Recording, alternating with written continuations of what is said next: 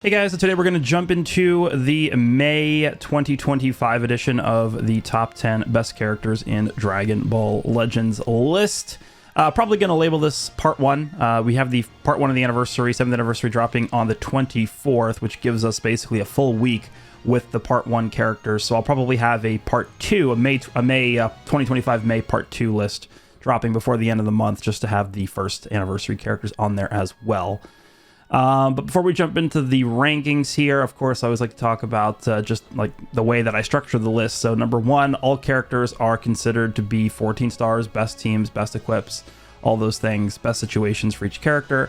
Number 2, each character is ranked based on their current value and position and overall power in the current meta environment, not based on individual characteristics and how each character fares against each other in a vacuum. And then number 3, this list is just going to be consisting of characters that I'm ranking based on my own experience.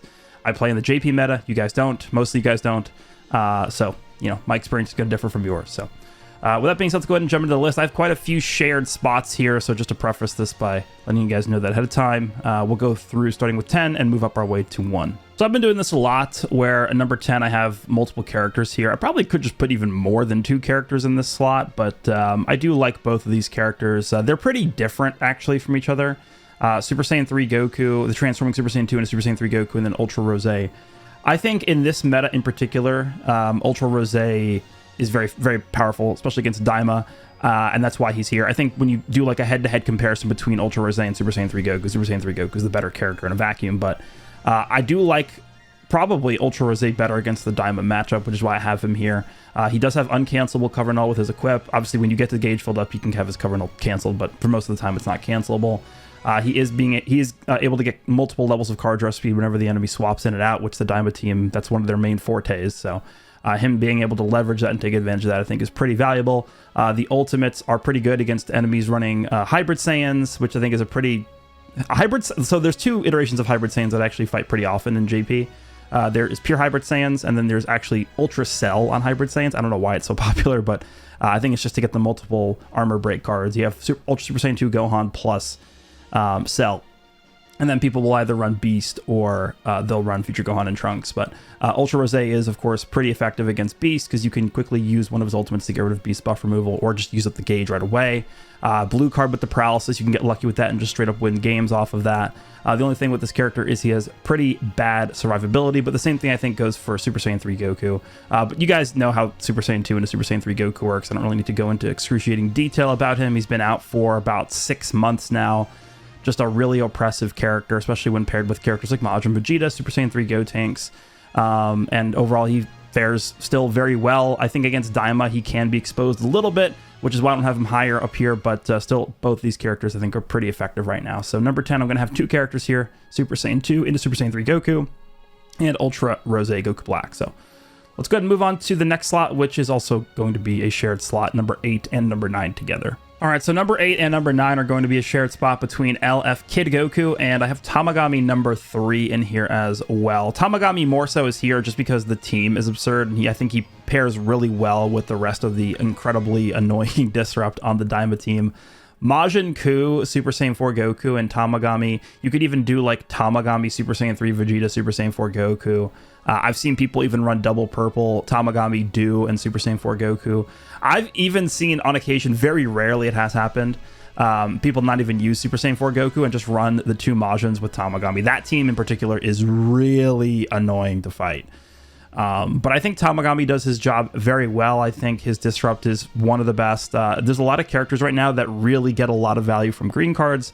Tamagami, when he enters the battlefield, is sealing greens, and then on his green, he's destroying enemy green cards.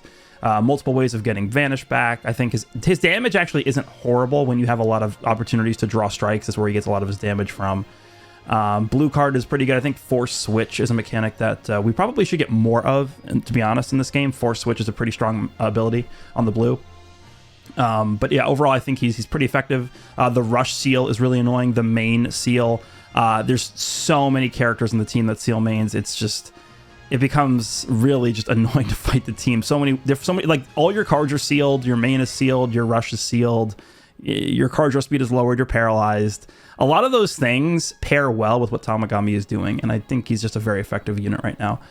Kid Goku. This is the first, of course, list with Kid Goku on it. I think he is in a pretty good spot. I really am not a fan of the character. I think he's a pretty boring character, just from a uniqueness perspective, from an innovation perspective. I don't really think they took a lot of risks with this unit. But I can't deny that he's just a very powerful character. There's a lot of damage. He tanks pretty well. He's got a lot of healing. He's got the Blue 17-esque form of disruption. I don't even know if I want to call it disruption. It's more so just neutralization when the enemy uses ultimates or a blue card to heal back up and lower their power. I do think he actually pairs up well with the other Dragon Ball characters, the DB characters. And the thing about this Goku is they didn't give him overly restrictive mechanics that almost essentially force you to run him on DB. So going into the anniversary, it is possible we could see this guy jump up higher in the list if we get very powerful Saiyan characters, which I do think we will. We will probably see very powerful Saiyan or Sun family characters during the 7th anniversary. An unconditional indestructible character is very strong. We saw this with Goku and Bardock. Goku and Bardock had a decent lifespan when they dropped for part 2 of Legends Fest 2023, so I think the same thing will happen with this Goku. Definitely 2 things just to quickly say about this Goku in terms of criticisms that I have, though. Number 1, he doesn't really have the greatest combo potential prior to having a dead ally. I think he becomes very strong when you have a dead ally, but the thing with this guy is, like, this is kind of reminds me almost of like the Namek Goku, not the super old one, the one that came out in 2023, the I guess, yeah, they're both blue, but the newer LF Namek Goku, where a lot of his really strong abilities where you fill the gauge up like halfway, that Goku was really good with a dead ally, but you just get put into a pretty disadvantageous position when you have a dead ally in the game, so you don't want to like intentionally sack somebody off for that, but it's kind of just there when you need it. But prior to having a dead ally, I mean, this guy just has 1x card draw speed with drawing a card on entry, but he doesn't have like force card draw speed. He doesn't have like a force card, specific arts card, force draws anywhere in his kit. He's not getting more card draw speed when the enemy switches. He's not drawing cards when the enemy switches. He just got that level 1 card draw speed with a card when he enters, and that is it. I mean, he's getting a card with the green, but other than that, I mean, it's kind of tough. I found it to be pretty hard to fill his gauge up the first time before he gets his indestructible popped.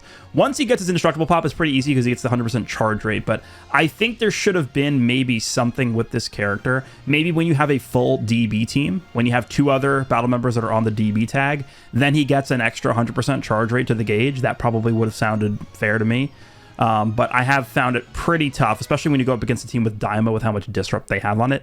It is tough to consistently get his unique gauge filled up, so a lot of times it ends up being wasted. You have his indestructible pop before you get the first gauge up, and then you can't fill it up twice, which is one of the things they were marketing about this character when he dropped. But overall, I still think he's an effective character, and I think both this character and Tamagami both contribute to their teams fairly well. Obviously from different angles, though. Tamagami's a bit more of a defensive disrupt character, while Goku is kind of doing like an all-around role for the team. So shared spot 8 and 9, LF Kid Goku and Tamagami number 3. Let's move on to number 7 next. All right, so number 7 is going to be Ultra Majin Vegeta. You know, when you've been on this top 10 list, all of my top 10 lists for the past like 7 or 8 months. It's been 8 months, I think, at this point, because he went in October. 7-8 months. Yeah, there's really not much that I can really say that I haven't said 10 plus times now. So yeah, he's still the same character. I mean, obviously we've had really strong characters drop since he's dropped. I think Ultra Cell is a very big issue for this character, but other than Ultra Cell, this guy still does very well against everybody else. Good matchups against Daima. I think he matches up well against a lot of the future characters that aren't Cell. Good against hybrids a lot of the time. You can actually use this guy's ultimate to get rid of beasts. Buff removal against other characters. Like I think like actually just using this character's ult to get rid of like future Gohan and Trunks First Life is a pretty solid use of that. If you can also at the same time get rid of beasts buff removal, so you can open up the rush for later. Overall, just a very solid unit. I would actually find it to be pretty unbelievable if he was kicked out of this list by the end of the anniversary. I think he might still be in here. I don't know. We'll see. It would not. Let's just say it would not shock me, right? If we're in part 3 of the anniversary and this character is still on the list, I would not be shocked. Typically, we see a pretty big shift in the meta coming out of the anniversary, but a lot of people were talking about, oh, this character is going to be, you know, like 8 or 9 coming out of Legends Fest, and well, at the end of Legends Fest, you could actually argue this guy at 1 at the end of Legends Fest. So He survived Legends Fest 2024 pretty easily, and here we are right before the 7th anniversary, and it's very possible he is still in talks to be on this list after the anniversary. That is how well positioned this character is. But again, a lot of power creep, I think, and a lot of new mechanics and interesting abilities. Fingers crossed, coming for the anniversary that might change the way the game is played, so we'll see. But I think Majin Vegeta probably fits somewhere in here, 5, 6, 7, 8, somewhere in there is fine. So Ultra Majin Vegeta still a menace, still annoying, still the character we have hated for the past 7, 8 months, but number 7, I think, is an appropriate place for him here. Let's move on to number 6 next. All right, number 6 is Ultra Beast Gohan. Still very powerful, still really strong. It's just, Daima is the top dog, and it's hard to put this guy higher than this when Daima is as dominant as it is. And I don't know, I think Special Beam Cannon can certainly win you tons of matches, and that's probably why I like this guy a little more than Majin Vegeta. I don't think it's that big of a difference. In fact, if you have Majin Vegeta over this character, I don't think it's like, oh my god, you have no idea you're talking. Like, I think it's fine. I just think Special Beam is probably too strong, especially, up against the one counter to this character right now that is a hard counter in Cell. I think the one thing I'll say is I do like this character versus Cell better than I like Majin Vegeta versus Cell. All right, I think both characters have advantages and disadvantages against Cell. Cell's very, very powerful, actually. I think he's it's crazy. I think he actually is a little underrated, Ultra Cell, still. But this character having access to the Special Beam Cannon to essentially almost just one-shot Cell in a lot of cases, I think puts him a little farther ahead than Majin Vegeta for me. Majin Vegeta, though, does have the potential type neutral AoE green that could allow him to get through like Cell's Disrupt and, combo him with a lot of damage, but I do think Beast is a little better. I think against a lot of other teams too, the Special Beam Cannon is too strong. I think the ultimate does a lot of damage. AoE damage is actually really, really strong right now with the ultimate. Defensively, I do like him still as well. There are now a lot of ways to sort of like, I don't want to say bypass his gauge, because you still have to like waste an ultimate to get through it and get rid of the buff removal. But overall, I think Beast is looking very, very strong still. And this is another character where we could get to like halfway through the anniversary and he's still looking very dominant. So we'll see how things look once we get into the anniversary celebration, but Beast Gohan number 6 I think is an appropriate spot for him. Let's move on to the top 5. Okay, so number 5 is I have Super Saiyan 3 Vegeta. This is a character where I really don't even feel like I need to say anything at all. He's pretty straightforward, but I think he's a pretty effective character with the burst damage that he has access to. I think still the highest burst damage character in the game, even including the new like DB characters with Kid Goku and DKP and things like that. Just very, very solid burst damage. He's got solid disrupt too. And one thing that's pretty, I think, underrated about this character actually is when we jump down, I don't actually remember where this is in the kit. A lot of times you guys will know what I'm going to, yeah, so here it is. Cancels own attribute downgrade, shortens ally subcounts by 2, and then nullifies attribute downgrades up to 2 times to allies, activates 5 times when he enters the battlefield. That is really underrated. You are able to not care about things like cost increases and all those different annoying things that are going to stop your combo. So not only does Daima have access to some ridiculous disrupt, but they also have ways to nullify opponents' disrupt on them.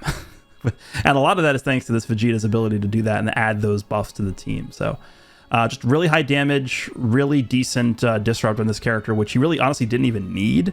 I feel like they didn't need to give that to this character if they're going to give disrupt to every other character in the game. He has ways of going type neutral. He has a blue card that has endurance nullification on it. He has a main ability that when the enemy has one character left has a proactive way of removing Vanish. Just really, really strong character that I think is still deserving of being in the top 5 talks here. So Super Saiyan 3 Vegeta coming in at number 5. Let's move on to number 4 next. All right, so number 4 is going to be Future Gohan and Trunks. It was kind of a tough call for me to have this character here and Ultra Cell at 3 or Ultra Cell 3 and this character at 4. So spoiler alert for the next spot, but I think for the rest of the list is pretty self-explanatory from this point.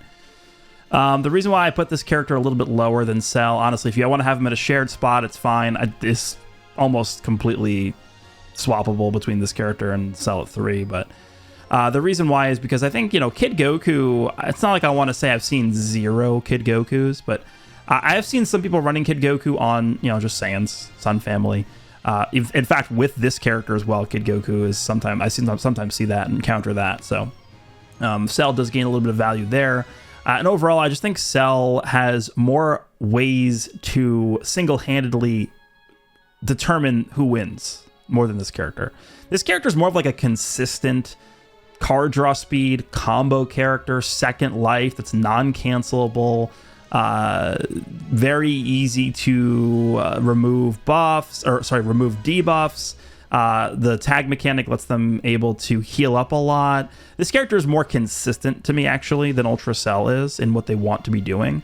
Ultra Cell, I think, I don't want to call it more higher risk, higher reward character, because Cell I don't think is a super high risk character anyway, but Cell has more powerful finishers than this character does, and more tools at his disposal to decide games single-handedly. So that does put Cell a little higher in the list for me, but both these characters I think do work very well together. They're both mainly blast units on Future. They were, in my eyes at this point, with having over a month experience with both of them now, over 2 months experience with both of them now actually, because Cell dropped beginning of March. They probably, I would say, were made to be ran together, and they do a good job of that. So Future Gohan and Trunks, I don't think they have like a single really bad matchup. They're just like very good against every team. I don't think there's like a single like matchup where I'm like, oh no, Future Gohan and Trunks are not going to be able to do much in this one. It's just not the case. So I think number 4 or 3 is a good spot for this character. Very, very well aging unit so far. Kind of almost reminds me of the original LF Yellow Future Gohan. We'll see how well this character continues aging as we go through the true test, which is the 7th anniversary. But Future Gohan Trunks number 4. Let's move on to 3, who I already talked about. Okay, so coming in at number 3 is going to be Ultra Perfect Cell. Very, very powerful character. He is still the most recent Ultra character added to the game, which I think will change in a few weeks here. But I talked about this character a little bit when talking about Future Gohan and Trunks, so I'll just reiterate a bit of what I said. I do think this character, I have him slightly ahead of Future Gohan and Trunks. I don't think there's a huge gap if you want to have one of them above the other. It doesn't really matter to me. But to me, this character having access to as many ways of deciding and determining the outcome of a match by himself, for me, gives him the edge over Future Gohan and Trunks a little bit. It gives him the slight advantage. Obviously, Future Gohan and Trunks have ways that they can be looked at as better than this character. I think they have better combo potential sometimes. I think their second life mechanic is better. And actually them having access to 2 different typings is really good. And obviously the healing with the tag switch. Yeah, there's advantages and disadvantages of both characters. This character's ultimate is ridiculous. I think just the fact that this character's always nullifying endurance clearly is ridiculous as well. They, tag android situation going on where every single endurance character, like we're gonna go into part 1 of Anniversary. There's gonna be like an endurance character, and like their worst matchup's gonna be this guy, like instantly, right? But yeah, overall, I don't think much has happened to where this guy needs to be moved up or down dramatically. So just overall, a very solid character still that has a pretty solid grasp on the meta. I think you really can't go wrong by using this character really anywhere. Just throw him on leader. Again, I mentioned this many times, but one of the more common teams I've encountered is Cell on hybrids. And the team was pretty effective. It works pretty well. Just a blast-centric team. Ultra Super Saiyan 2 Gohan, this Cell, and like Future Gohan and Trunks, or you could even throw Beast on there as well. The team works it shouldn't work, but it just does because Cell is that good. So Ultra Cell number 3. Let's move on to the next spot. All right, so this is going to be probably a bit of a shock placement, I think. I did think about this for a little bit, and I initially had Super Saiyan 4 Goku above Majin Ku, but I can't separate the spots. I guess we'll talk about Super Saiyan 4 Goku first. There's not really much that I need to say that people don't already know from fighting this guy every other match, or I guess every match, 90% of the matches. Insane damage. He's got one of the most annoying disrupts in the game with the card slot ceiling. He's got the best last man standing abilities we've ever seen in the history of this game. The Dragon Ball destruction is very annoying against certain teams that rely on rushes, like the DB team, where Demon King Piccolo doesn't give Dragon Ball protection to the whole team. But, second life mechanic, he's got the permanent -1 sub count reduction to the Daima team, which is probably one of the strongest abilities in the whole team. Overall, this character really, I think, does fit exactly what Daima needed when he dropped. And I don't really see, if we continue to get Daima buffs moving forward, which I think we probably will get Daima buffs during the anniversary. I don't think many people want to see those at this point, but I think it's pretty inevitable. We'll see what they want to do, but this guy's going to continue making the main core team for that moving forward. For Majin Ku, so on my last list, I even mentioned I wasn't sure where to place him. This character is really not carrying you in the traditional sense that he is single-handedly slaying the entire enemy team by himself, or you know, doing any of these like absurd damage combos, or his ultimate's not like one-shotting you, not locking you in. Like there's none of this like unfair offensive mechanic spam that we see with this character. But what I'm doing when I'm looking at Majin Ku is I'm looking at his impact on the fight every single time you are fighting the Daima team. What is he actually bringing to the table that is helping the Daima team win? Well, first of all, he has 50% damage support to the whole team. That off the bat is ridiculous. I mean, we take a look at characters like Jackie Chun. I don't really have many issues with the character. I think Jackie Chun is a really well-designed unit. There's like very, very few nitpicks I have with the character. I actually think it's a really well-designed 1% sparking and pretty much exactly what the DB team needed. My one issue with Jackie Chun is if you're going to give Majin Ku 50% damage support to the team, is there really a reason why we can't give Jackie Chun 50% damage support? He's giving 25% support to the team. Why is that 25 and why is Ku giving 50? Don't really know. But he's giving 50% support to the team. And clearly, I mean, do I really need to go into the huge reasons why I have him here? The disrupt potential on this character, we have never seen anything like this. Never. And I actually really hope we never see anything like this again moving forward. This guy on cover change. Let me see if I can even remember everything he's doing. He's removing 80 ki, destroying 3 cards, sealing your main ability, lowering your card draw speed, increasing your cost, and I think that's it. Yeah, that's a lot. So we went from this to the Dragon Ball team essentially needing an auto counter character to disrupt because no one else disrupts. It is absolutely absurd, and the reason why I like having these characters as a shared spot is because they essentially complement each other so well. When you are building the best iteration of Daima, every single iteration of Daima you would build has these two characters on it. That's why it's really, really hard for me to separate these characters. They are not, I don't want to say attached at the hip, but they're really each other's best friends. Super Saiyan 4 Goku is eating off of what Majin Ku is bringing to the table. Majin Ku is the chef in the kitchen, and Super Saiyan 4 Goku is eating everything. That's the relationship I would really describe between these two characters. Majin Ku, the team would not be what it is without Majin Ku, and the best way I can really explain that with experience is whenever you're fighting a Daima team, and if you get lucky, let's say like you land like a blue on Majin, like you Hail Mary a long range blue or something, and it just catches Majin Ku and you kill him.